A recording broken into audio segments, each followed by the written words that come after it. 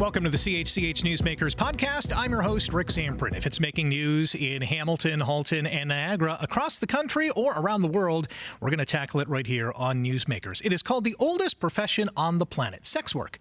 Yet here in Canada, there's an ongoing battle to decriminalize it. What does that mean, and what are the odds of that actually happening?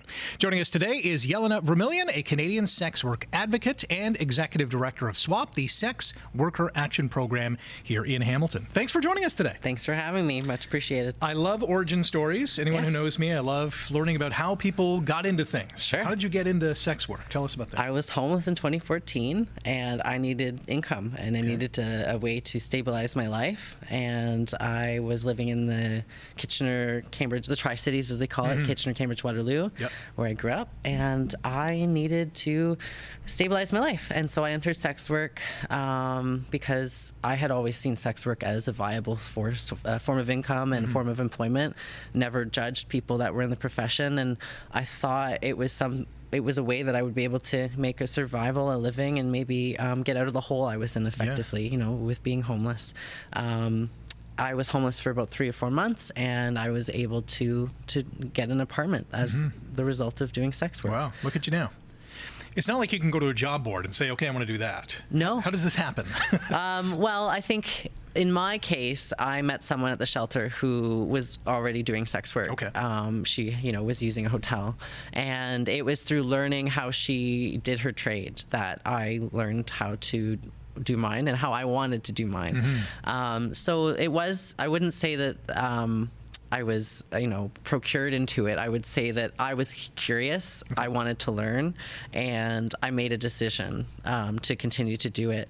And then as my, financial situation improved, I was able to maybe change the way I worked, putting up a legitimate advertisement, putting up, or changing the way I marketed my services, if you will. Right. And I mean, at the end of the day, we're just talking about sex. It's not that controversial, although unfortunately it still is in society. And it's never going to lose popularity, I don't think. So it was a viable way for me to use the market as a transgender woman to, find stability financially in my life. Without getting into great detail, was it scary at first?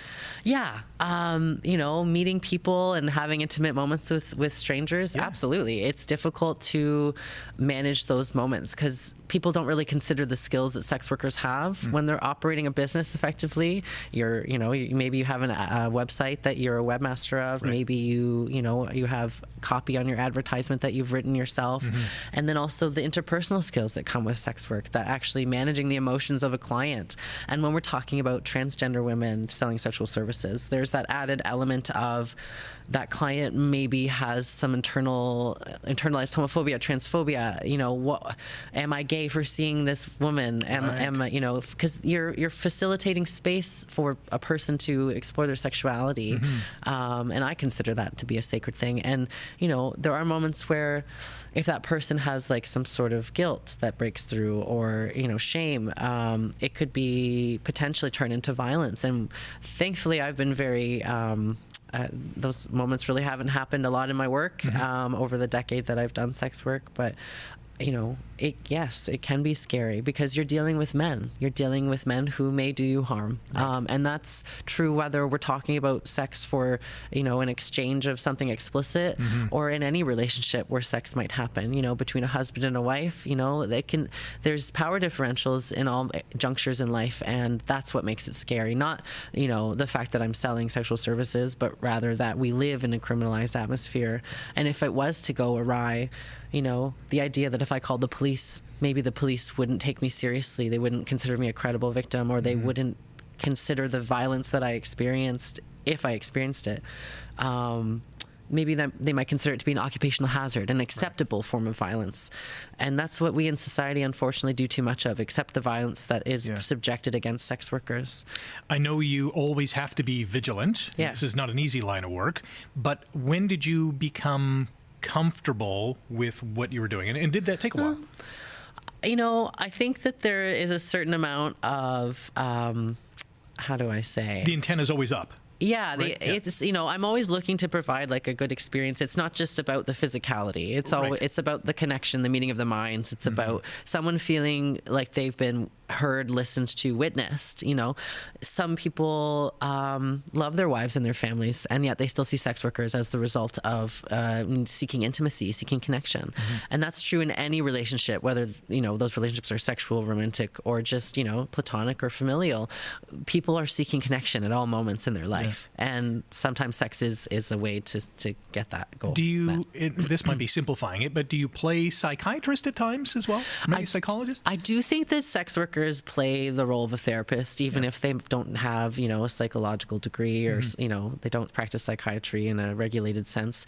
I do think that we are often in roles of a therapeutic role, a therapist role. We're doing emotional labor. We're taking care of a person in a one form or another. It's similar, I'd say, also to nursing in the sense that, not to be too graphic, you're dealing with bodily fluids, you're dealing with people's state of being, their wellness, and you're also assessing them. You're assessing for safety, you're assessing for their state of mind, what to do next, how to respond to the kind of behavior that you're seeing from a client. It's not always something lurid. It could just be simply this person needs to be touched at this moment, and this person needs to be, looked into at the there needs to be, eye contact while they're speaking, or maybe, I need to offer up a piece of vulnerable information about myself to bridge that connection, because he's offered so much so far in this conversation. What am I doing to make him feel like this is an equitable exchange? When you got into it, did you expect it to be that? I don't know what my expectations were. I think, we all have been influenced by the media in the sense of different depictions of sex work, and is that piece of media produced by someone who's done it? We don't know necessarily.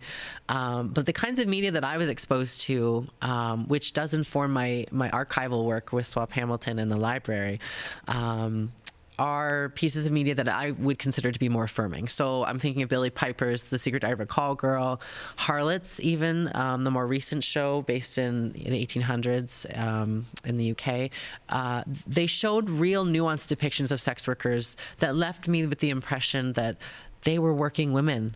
They were leading and operating a business in a difficult political and societal moment. And I think that the same thing can be said for most sex workers in 2025.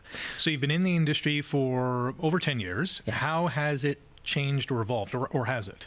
I will say as of now, as of living in City Housing Hamilton, I've stopped because if I was to do it in public housing, that would be an illegal act, unfortunately. And I'm already a controversial public figure, shall we say. So I don't, unfortunately, I've had to retire as a result of living in City Housing. But what that gives me the opportunity to do is continue the work with Swap Hamilton with more focus. And your question about, could you repeat the question? How has it evolved? Yes. So I would say I started at a time when Backpage was still operating. This is essentially a Craigslist-style classifieds website that was very popular for sex workers. It was seized in 2018 by the United States government, Department of Justice and Homeland Security, for prostitution being erroneously criminalized in the United States. That platform was used by many Canadians, many people from around the world to advertise and sell their sexual services. It even received an award from the FBI for participating and cooperating with them for human trafficking investigations by Carl Farrer. I believe it was the third, or Robert Mueller. You can Google it. The certificate's on there. And so what's changed is our ability to advertise and our ability to vet clients. It's become more difficult to ascertain safety with clients ahead of meeting them in person. So when I mention Backpage, I'm mentioning it because it was a very useful tool for sex workers and resource for sex workers to have communication with their clients ahead of being in person, so that they could avoid any potential violence. They could ascertain what services were going to be agreed to at what cost. And so you can imagine if you were to negotiate those things in person, that could potentially cause a conflict. It could cause an argument, and therefore maybe could lead to violence when we're talking about a criminalized industry. So advertising has changed. Our ability to vet has changed. When Backpage left, what filled the market was a website called Legalist here in Canada. It's basically the website that people now use instead of Backpage. effectively, sex workers are having to advertise across multiple platforms to get the same or even a portion of the amount of clientels inquiring for services as we did before. For myself, I noticed a huge drop in clientele inquiries after Backpage was cut off. Right. And, if you think about it, like, not every sex worker is seeing 100% of the clientele that are asking for service. So to have even less people asking gives the sex worker less option to vet and less option to choose which client she wishes to provide service to, or they wish to provide service to. So it's economically disenfranchising as well when we don't make it safe for people to seize clients in a safe way. That means that people are more impoverished and likely making more risky decisions, or more willing to make decisions that they wouldn't be willing to make if they were more economically secure. That brings us to Swap Hamilton and its creation several years ago. Why was it needed, and what is it for those that don't know? Yeah, so Swap Hamilton was originally started, we met originally late December 8, 2018, and we started doing work in, I think, January the next year. It was a group that was associated with the Gibson and Lansdale Neighborhood Association originally. There was a handful of members, some of whom who had lived experience and some of whom who had more management experience. So there was a former manager of a Toronto escort agency. And long story short, the people who had lived experience had conflict with people who didn't have lived experience, and we had a different idea of what we wanted SWAP to look like and what we wanted our work to center around.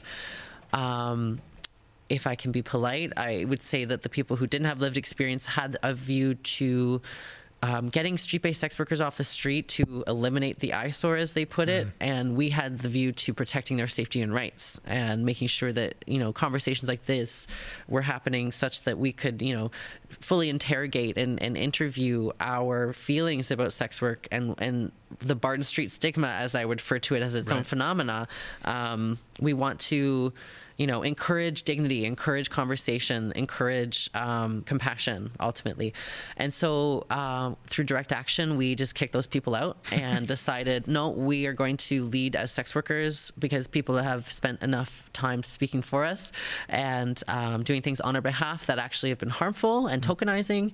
And so we decided to take the reins when we learned, the kind of future that SWAP may face. And we now focus on education, advocacy, and outreach as our three main areas of purview. You mentioned the stigma of Barton Street. Yes. What is it? Is it still there? Has it gotten better or worse? Well, I can tell you when I moved to Hamilton, I think one of the first comments that was said to me was, go to Barton Street and you'll get a hooker. Right. Or you can find hookers. And you still hear that today. Absolutely, 100%. And you know what? It's not inaccurate. There are sex workers that work their stroll on Barton Street between Emerald and Lottridge, I'd say. There are also other places through my research that I've learned are, either historical or, intermittent stroll areas. The stroll being a place where sex workers, advertise their services. Right. Yeah. Street-based sex workers is indicative of sex work being a class issue. People who sell sex on the street are often doing it for economically disadvantaged reasons. They may not be able to advertise online through an advertisement which costs money. Maybe they don't have access to a credit card to put up an advertisement. They also maybe, if they have a credit card or if they have some money, maybe they don't have the funds to maintain a cell phone or two cell phones if you want to have two separate numbers for safety. There are real considerations as to why people do sex work, and the main consideration for anybody doing sex work is that it provides a higher income than minimum wage and a flexible working hours. And street-based sex work is indicative of sex workers who are under, constraints in their work. They have to make money, and they know that selling sex is going to provide them a better income than flipping burgers, and maybe they can't even get a job that's minimum wage because of how difficult it is right now. We hear about students talking about how difficult it is to get a job, and Doug Ford yelling, oh, just try harder. But the reality is, even for those that are trying monumentally hard, it is very difficult to get a job in 2025. And even the most I wouldn't argue that they are easy jobs, but I would argue that they're entry-level jobs. Sure. As far as the wage is concerned, not the skill needed to do those jobs. That it's difficult for people to get any job. It's difficult for people to get a call back. The soft skills that are required that many of us lost during the pandemic, during lockdown, we're at a hard time right now. And so those who do sex work, especially on the street, are also having a hard time. And we need to understand that it's a class issue at the end of the day. And I think that in a world where sex workers could be offered indoor spaces to work, which all the data shows is much safer and actually in many cases eliminates the threat of violence in their work, I think this stigma of the Barton Street phenomena would be dispelled and disillusioned, because as the saying goes, you destroy your enemy when you make them your friend. If people could understand what sex workers experience and the kind of discrimination and the dehumanization that they're faced with, not just in Hamilton, but all over the world, from the beginning of our story as a human race, people might treat them better, and they might be less quick to be so venomous with their tongue. Is part of the stigma that all sex workers are on something? They're on some kind of substance, and this is why they kind of tumble into this? I think that there is, there definitely is stigma against people who use drugs, people who do sex work, and people who are homeless. And I think when you see a street-based sex worker, you assume all three. They're homeless, they're poor, they're using drugs. But we also need to investigate why people use drugs. Why people on the street are using drugs. People who are unhoused are using drugs. People use stimulants on the street because it keeps them alive, because it reduces their appetite, and especially in a colder climate, it keeps their body heat closer. It's called centralysis, where the blood remains in the torso, and it reduces to the limbs and the tips of the fingers, so that your brain and your heart and your organs are getting the most amount of blood. It is not ideal. It's dubious. We know this. We know what someone suffering on the street from some drug-induced state looks like. And I'm sure that person wishes they weren't in that state also. Absolutely. Yeah. And the compassion that I encourage people to take and embody, what Swap Hamilton intends to do in society, in Hamilton and in the greater world, is ask why, and think about what it would be like if you were in that situation. Because even if people are using drugs in their sex work, maybe there's a reason for that. And we shouldn't be so quick to judge or condemn people just because they're engaging in behaviors that we couldn't see ourselves engaging in. Maybe we couldn't see ourselves engaging in those behaviors because we have enough money that we never would have to engage in those behaviors. And that's a class issue, right?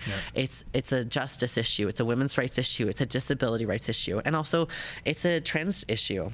Trans women are often relegated into sex work because they face discrimination in secular, meaning non-sex work forms of employment. If we don't look cisgender, if we don't get surgeries and take hormones to look like we pass as quote unquote regular cisgender. Regular isn't the correct term, but I've already said it. I know what you mean. What we think of as women in society, cisgender women, then maybe they wouldn't be in sex work if we could get regular non-sex work jobs. And maybe if we could get jobs that pay a livable wage, or God forbid, a wage that allows us to thrive. Maybe we wouldn't be doing sex work. So stigma ultimately comes from not just misunderstanding, but also like this scapegoating of bodies. I could never be in that position because I'm morally correct and better. So it creates this juxtaposition. And so does the criminalization when we say they're criminal for doing that act, for selling sex. Why is a sex worker on the street criminal, but a wife not criminal for, exchanging sex for a beautiful home to live in, for a husband that treats her well, maybe buys her jewelry sometimes, sends the kids off to camp with his salary, who, there are exchanges happening all the time. Some are criminalized and some are not. And some are institutions that are encouraged by the state. Some people get tax benefits from being married, right? I think that we need to really think about sex work as an economic activity and a labor activity that doesn't have the same protections as other labor. And in Hamilton, being such a labor-centric labor-centric city with our history of activism and labor activism, I really think we should be focusing on this as a labor activity. Ballpark, how many sex workers are there in the city? Hundreds. Really? Hundreds. Wow. When we did our... I would have guessed dozens. Fair enough. Yeah. No, I mean, hundreds. We also have to consider the types of sex work there are. You know, it's not just prostitution, right, selling of full service sexual services. It also could be webcamming. It could be selling porn videos. It could be stripping. Remember, we used to have several adult entertainment businesses until they were eliminated, or grandfathered out of existence through zoning and bylaw, etc. There's, as I kind of alluded to, being a spouse can be a sex work. And I'm not just saying a woman in a heterosexual marriage. There's always exchanges happening in relationships that we agree to, and some are socially acceptable and some are not. You know, is a husband a criminal for taking his wife out to dinner and then making love to her? I argue no. And I argue that neither is a sex worker, right? For facilitating what ultimately is the same thing but in different formats. Yeah. I think I forgot your question. No, it was how many sex workers there are in Hamilton. Right. So you nailed it. When we did our YWCA community-based research, we had the privilege of speaking to 40 sex workers because that was how limited we were in our funding. Okay. Because we wanted to make sure that every sex worker was compensated in that research.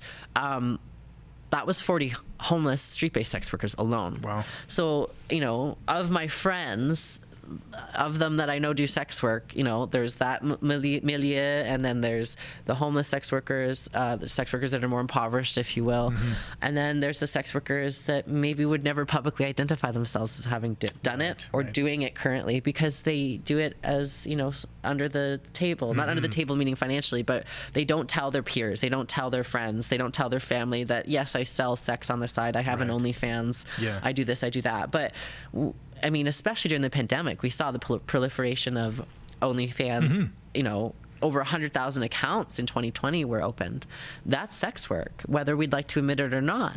You know, being a sugar baby even is like a phenomena, a type of sex work that it's people like to say that they're not engaging in prostitution, but effectively there is a sexual exchange, even if they wouldn't like to focus on that. There's many kinds of exchanges like this in society. And ultimately, if you're economically disenfranchised, you might consider doing sex work. And so that's why with a population of over 500,000 people in Hamilton, there's quite a lot. What would SWAP Hamilton's biggest accomplishment be?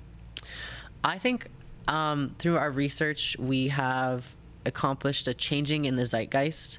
I think SWAP Hamilton, if you look at the historical articles about people who do sex work, and, you know, I've had the privilege and pleasure of speaking to Susan Claremont in my research and had a 45-minute, she was very generous with her time, interview with her, talking about her perspectives, because she obviously reported on a lot of these assaults and murders and violence against sex workers.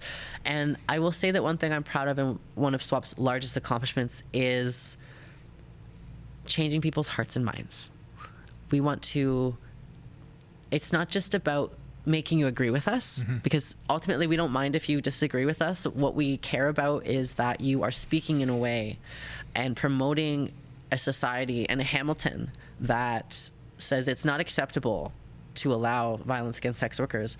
The woman who was nearly killed, who was maimed, who lives in a long-term care facility on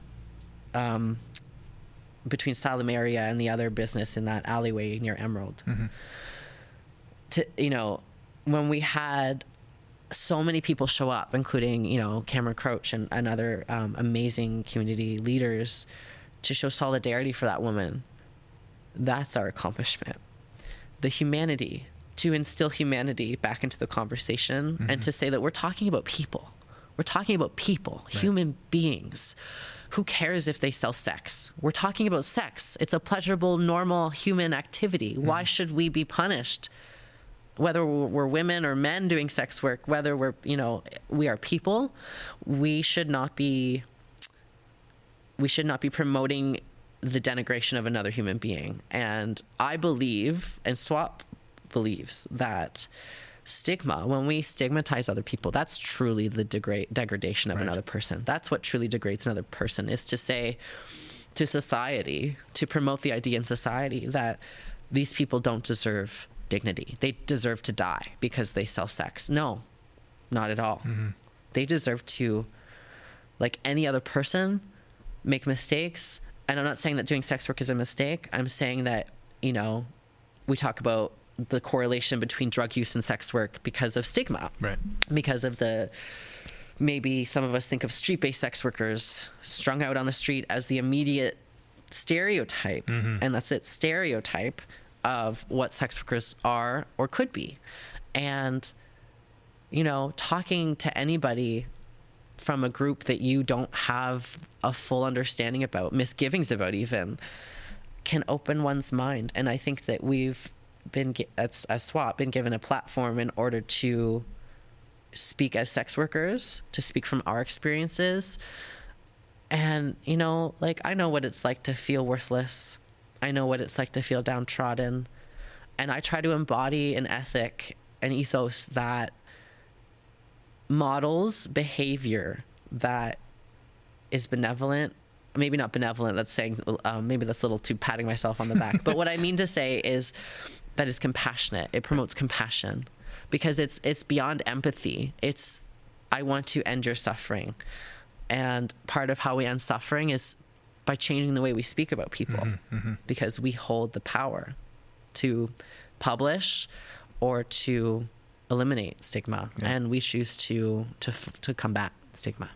Thanks for opening up, by the way. I mean, it's not an easy topic talking about, you know, the harms that are being done to people who don't deserve those kind of, you know, injustices. And, you know, a lot of the times in, you know, the media or social media, you see the hateful voices drown out the good people, the people who care, the people who still have a head on their shoulders. And, you know, it does get me emotional because this is my community. And, you know, I belong to many communities. I'm also a trans woman, you know, talking about what's happening right now in the political sphere. You know, we are being used as fodder, and it's not okay. There's a lot of propaganda, and there's propaganda about sex workers and sex work, and this false feminist idea that to do sex work is inherently violent. No, what is violent is you telling me what to do with my body or not to do with my body, right? We want to, when we think about the obfuscation of the conversation, when we talk about human trafficking, the conversations of human trafficking, which, yes, trafficking happens, and we want to eliminate anybody being forced into any kind of labor, whether sex work or agricultural work, you know, migrant workers working on farms. We want to make sure that people are protected at work and that they're not being exploited, regardless of what they're selling or doing. Absolutely. SWAP's work with the Office of Community Engagement at McMaster University. This is near and dear to your heart. So tell us about this.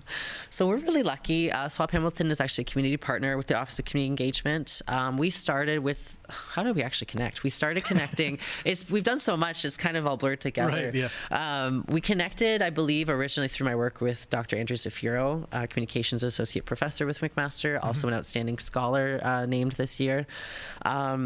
We started doing a research project using zines as a methodological form of data collection and dissemination. We met with, after our outreach research, we did a call out for another research project where we had sex workers come participate in the YWCA. It was in a training room in the YWCA. And we created art together, and there were prompts for each of those. And it was about digital securities and cybersecurity. So the idea that the internet, as we see it and use it today, was developed largely using technologies that sex workers used originally to market their services to their clientele.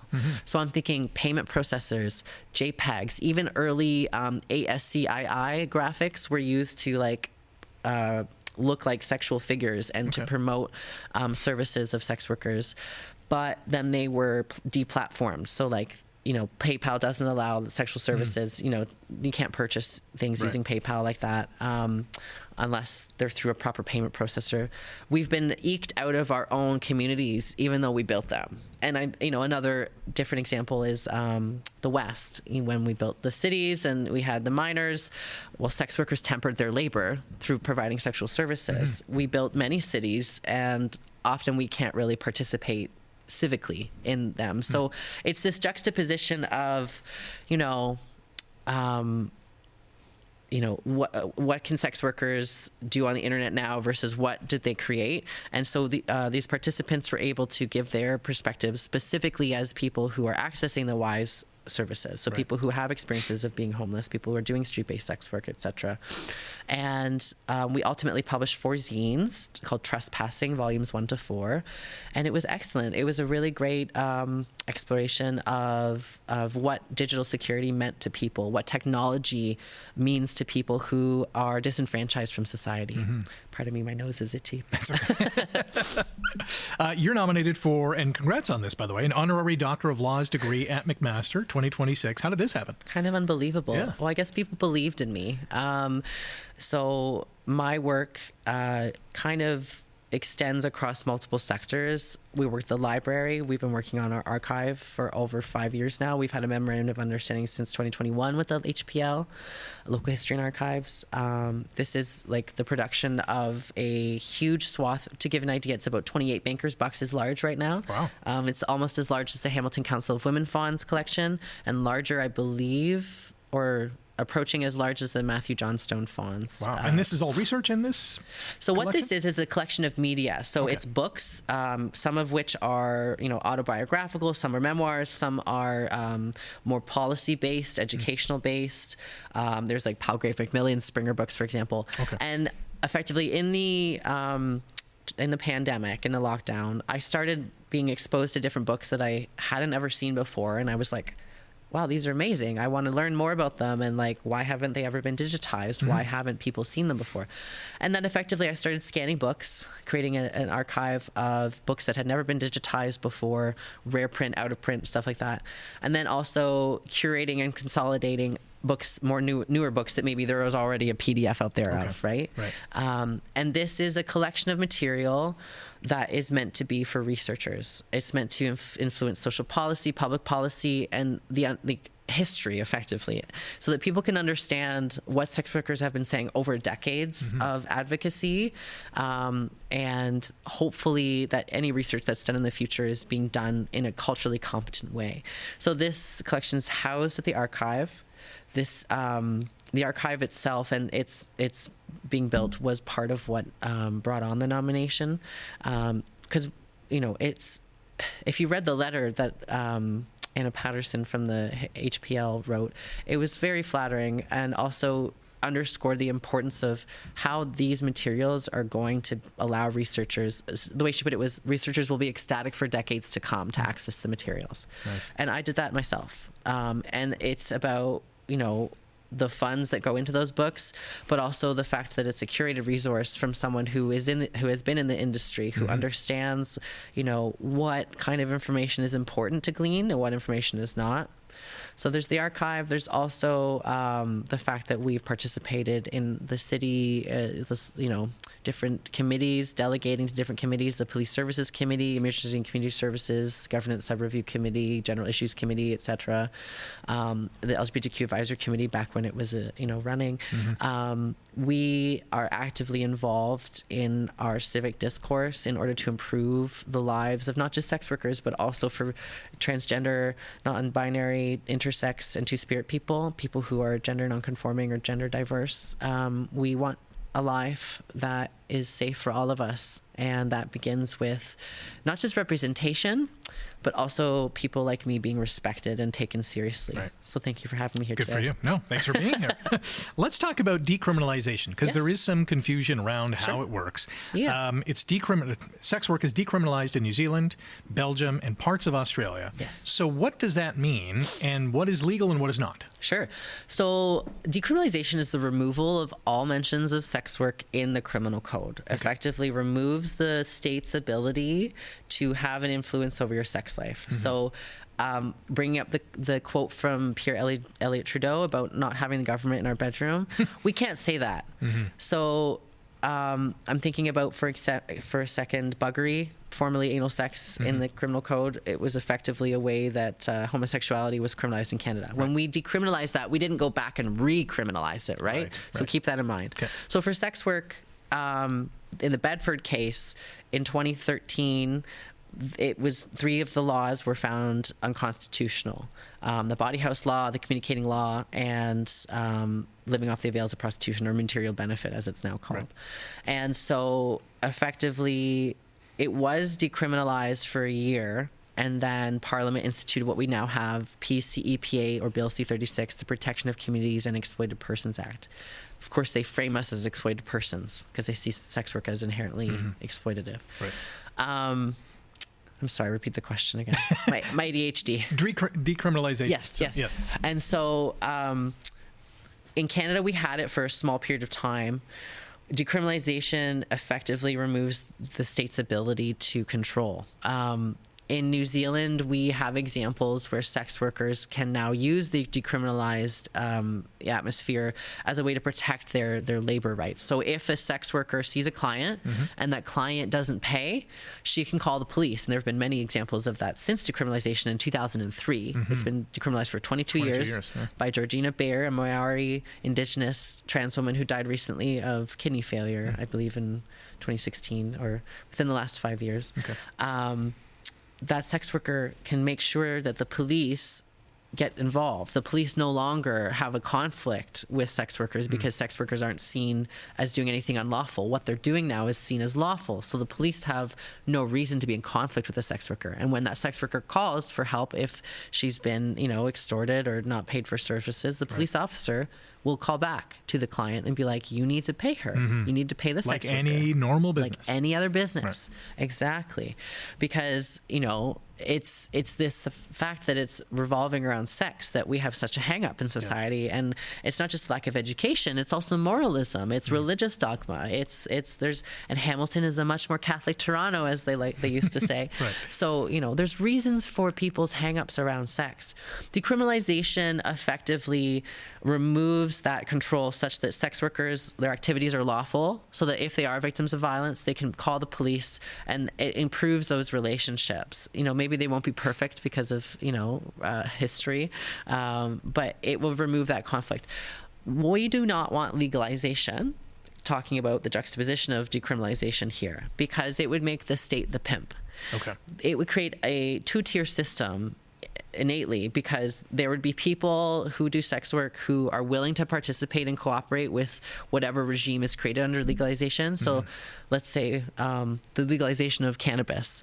We don't want 37 brothels on the street like we have dispensaries, which, I think a lot of people think they're they're excessive. Even if they smoke cannabis themselves and they enjoy it, they think, wow, there's a lot of dispensaries, like that's a lot. Right. Well, there's a certain fear that brothels would proliferate. Well, we don't want that. We would want them to be private homes, pretty discreet. And so when you legalize, there's things that would be instituted, maybe licensing, maybe mandated health checks, STBBI checks. Right. We wouldn't want that. Why? Because unless everybody who's having sex is forced to have STBBI checks mandated under the law, then no one should. Like, sex workers shouldn't be targeted as a group of people, because your average Tinder date is taking less precautions than a sex worker. Yeah. Like, your sex worker, that's their business. Yeah. They, literally their business. So they are going to use condoms. They're going to use, things that make the exchange more protected as far as a vector of disease or potential transmission of something is concerned. Sex, it's not economically smart to not protect oneself sexually. So we need to respect that sex workers are sex professionals, and for those that can be licensed, that do want to follow those regimes, sure, that's fine and dandy. But for those that can't, we're talking about street-based sex workers, we're talking about poor sex workers, or even sex workers that just have conscious that don't want to be subjugated by the state regulation. They would not cooperate just by their personal ethics. And those groups of sex workers would then be illegal sex workers and would also be subject to the same criminalization as before legalization. Right. Would decriminalization also come with some sort of health care or benefits, or how would that work? So that is something yet to be seen. Decriminalization is a first step into sex workers being, treated as normal laborers. Of course, the Occupational Health and Safety legislation and Employment Standards Act would also apply to sex work as it would any other industry and any other labor. The issue is, and it's not that far of a cry. Actually, in my research, we learned about the Canadian Association of Burlesque Entertainers, which actually Hamilton instituted stripper licensing fees as a result of them. They were a local with the Canadian Labour Congress, Local 1689, CABE, and so sex workers have actually unionized in the past. They've been in Hamilton, they've been in Toronto, and they did many functions where they were talking about unsafe working conditions, like their stripping, their change rooms, the stages themselves, the material, whether it was safe to walk on and without slipping.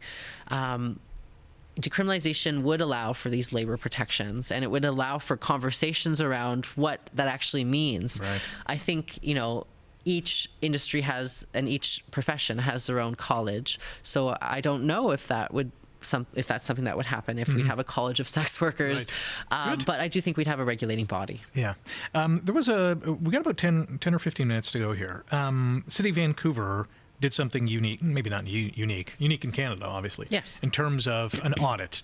Talk about this audit, what it was for, and why it's important. Yes. And why it should be brought here. Yeah, so the City of Vancouver did a transgender safety audit effectively, focusing on transgender, gender diverse, and two-spirit peoples, and asking, how can we make the municipality more safe, more inclusive for people who are transgender, transsexual, intersex, non-binary, two-spirit, etc. And they did this by doing surveys. They did this by consulting with trans people and actually hiring trans people to do these interviews and these consultations for the city. So not just paying bureaucrats and paying nonprofits and funneling money through nonprofits to do report work effectively, but also giving money to the communities, nothing about us without us, that are impacted by these consultations and the following policy that would be implemented. Certain examples they did this, looking at washroom signage. So instead of saying male or female, saying like this washroom has urinals and this washroom doesn't have urinals. The function of the washroom and not necessarily like the social role for the person entering the washroom. Excuse me. There's also inclusive training for human resources. So, employees of the city would be mandated to getting these cultural competency and basically sensitivity trainings to understand what lived experiences of trans people are like. Excuse me. I should drink some water. That's okay. While you get to that, I'm just going to remind our audience, too, that we're also going to talk about the digital billboard ads in Hamilton that popped up last month. But just quickly back to the audit and why it's important to, do something very similar here in Hamilton. I think it's really important because Hamilton has been referred to as the hate capital of Canada. I think that 2019 wasn't that long ago. The Pride, the whole debacle, and then there was the investigation showing that the police had an inadequate response. It's no secret that the police have a controversial and very strained relationship with different communities, racialized communities, the queer community, sex working communities, and more. And that's because of history. That's because of historical trauma. It's also because of power imbalances. And when we talk about the safety audit through that the City of Vancouver has done and is doing, and again, it happened in 2016 and again this year. So it's been a long-standing consultation and consideration of that priority population. Right. In Hamilton, the culture is often unsafe for people who are queer. And I'm not just saying trans people, lesbian, gay, bisexual, transgender people, all of us. We have faced, I think, historically, a lot of discrimination. We have one gay bar in town, and historically, a lot of our cultural spaces haven't lasted long, or they've been eliminated or targeted through political means or otherwise. Right. We don't often have a space where we can be safe, and especially, let's use my example. John Paul Danko was found to have violated the code of conduct when he was on the council because he spoke to me disrespectfully after winning the YWCA award, right? It's embedded in our culture. if someone like me, a leader, is able to be insulted publicly, and then they twist it as if I was just using the media to, for PR, as if politicians don't do that all the time. I guess they were just mad I did what they do every day, being a prostitute, to the public. Yeah. And it's actually ironic. I want to mention in one of the legal in a jurisprudence case, the Deborah Hutt case, 1978, the legal test that they used for a sex worker being pressing and persistent, that was the only way a sex worker could be arrested at that time in 1978, was if she kept harassing you for service, to ask if you wanted to purchase services. Right. They compared a sex worker on the street to a politician. So if you were willing to vie for votes, like a prostitute vies for services, then you could be considered. So I, if we're looking at the culture of Hamilton, basically, council and the media has often maligned people from certain demographic groups, and we need to have some sort of institution of training and a culture shift in Hamilton where those conversations are more centered around humanity, around people, that aren't infantilizing or tokenizing people, and that aren't dehumanizing people, and ultimately encouraging trans people being in roles of power, and centering their voices around their own experiences. There were some digital billboard ads last month in Hamilton. We had the news story here on CH calling for an end to gender-affirming care for trans youth. And this is, I think, a small part of the reason why you're running for mayor as well in 2026. Yeah, well, part of the reason I'm running for mayor is because we can not get our current mayor to meet with us in person to discuss various things. But the billboards, yes, are a great example of that as well, because, we in the past we had the Christian Heritage Party who put up the bus ads, which were eliminated as per the litigation. Yep. Now we have ARPA doing these billboards that are discouraging healthcare for youth who happen to be queer. Let's be clear. I'm going to give my own personal example just because that's all I can speak about with authority. I started hormones at 17, and when we ask children to go through their puberty in a body that is excreting hormones that maybe don't match with what they want, you're asking that child to suffer. You're asking that child to wait until they're 18 to grow a mustache and a beard when maybe they don't want to, and maybe when the conversion of the follicles from sweat glands to hair follicles through testosterone. I'm talking about trans women specifically. Sure. Is a traumatic experience. If you're asking a kid to wait till they're 18 in order for them to, take a medication that you wouldn't personally take and don't agree with, I think that's unethical, because would you tell that same kid to not take Tylenol when they have a broken bone? Would you tell that child to not take charcoal if they overdosed on medication? No, you would encourage that healthcare. And unless you yourself are a healthcare provider and an expert or a trans person, you have no business speaking about these things. And I think it kind of tells on itself that people in positions of power, people associated with religious bodies, are spending enormous amounts of money in order to effectively have an opportunity to litigate. That's the only reason these people do this, is they want to change the discourse, and they want to change the zeitgeist. They want to discourage solidarity for trans people. They want to discourage compassion for trans people like me. Well, I'll tell you, in the last year, I was assaulted with a weapon. They were charged. I've had threats uttered at me. They were charged. I've had my personal property, including an e-Gale garden sign that said support trans youth, because I was a youth at one time. I was one of the first participants of the OK to Me program at K2B Counseling. Saved my life. I've had my personal property related to my identity vandalized, mischief and vandalism. The courts, the e-Gale data shows that hate crimes against queer people have increased 388% over the last, I think since 2019, over the last 6 years. We're in a dire time. And so when we see people basically playing with our lives as fodder, it's really important to institute a safety audit that's trans-specific, because this is a life or death thing. People are using our lives as a means to promote or to further their own agenda. And their agenda is a religious, dogmatic one, says that I don't matter, that I'm not a real woman. And frankly, we don't need you to placate us. Right. We don't need you to be like, oh, you're a woman, you're the gender you say. We just don't want to be harmed. Mm-hmm. We don't want to be disrespected. It's not difficult to refer to a trans person using their pronouns or the name that they've identified, just like it's no more difficult to refer to a famous person who uses a nickname, because we respect that. Okay. Or an animal.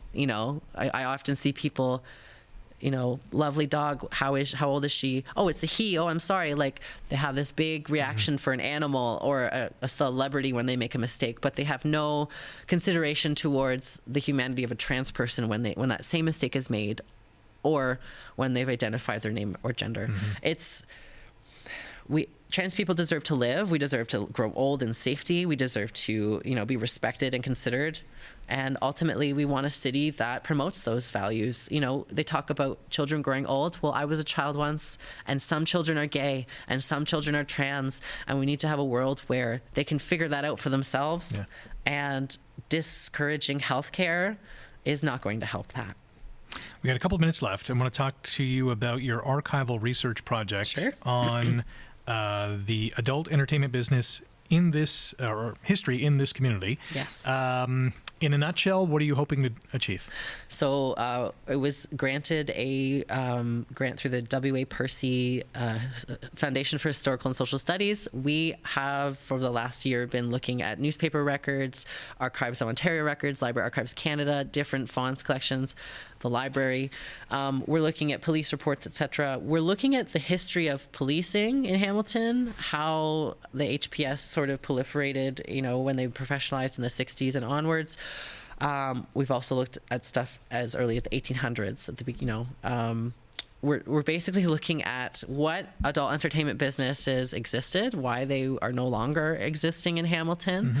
Mm-hmm. We also are looking at the history of different bylaws and zoning, how those changed over time, and how discourse in city council and through different municipal minutes, how these licenses were effectively stigmatized out of existence. I remember there's one quote where they basically admit that 90% of the backlash is moral, but yet they allowed that to go through, right? And so, our research is going to show the history of policing in Hamilton, the history of adult entertainment businesses, but also the history of sex workers. I've been able to have a lot of primary sources through my work, my research, and I've learned about different sides of stories. You'll read a newspaper article, and then I've had the privilege of being able to speak to some of the people that those articles are about and hearing their sides and hearing, well, actually, it was like this. So we're hearing a lot of oppression of sex workers. We're hearing a lot of suppression of our voices. For example, in 1986, legalized prostitution was sprayed in red on the City Hall building. Reg McGuire was, I believe, the one who took the photo or reported on it at the time. Lots of interesting history, lots of pushback from sex workers, protest, and a lot of unfortunate religious dogma that has suppressed our businesses. Right. When do you hope to release your findings? So the actual grant period starts next year. Okay. I've been working on it for the last 8 to 10 months or so. And so now that we have funding, I'll be able to use that funding towards reproduction fees, getting certain documents, travel, etc. And then the idea, we're trying to publish an article in the Canadian Labour History Journal about CABE, Canadian Association of Burlesque Entertainers. And then we are also looking to publish either a book or some sort of publication where people can scrutinize the data. We'll be having a data management plan through the McMaster University's Research Data Management Group.